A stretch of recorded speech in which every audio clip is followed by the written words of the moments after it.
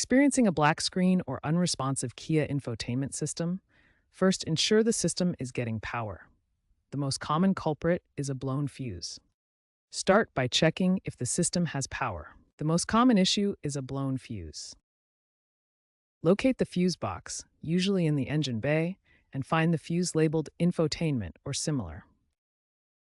Use a multimeter to check for continuity. A break indicates a blown fuse needing replacement. Fuses are usually rated at 10 ACE or 15 ACE. A blown fuse suggests a possible short circuit, so if it blows again immediately, seek professional help. Replace the blown fuse with a matching one.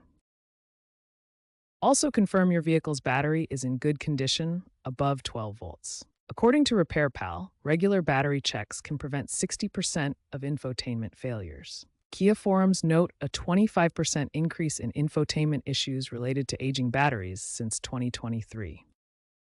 If the fuse is fine, try a battery reset. Disconnect the car battery for 10 to 15 minutes. This clears error codes and resets the system's capacitors, often resolving software hangs.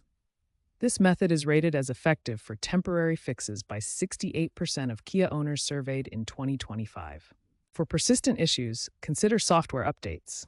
Kia's over-the-air updates, expanded in mid-2024, have resolved about 70% of reported software glitches.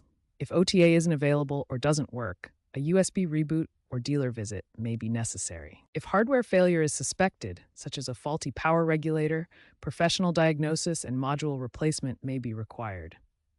Remember, while resets and updates address software issues, hardware problems often need expert intervention. Resets and updates fix software issues.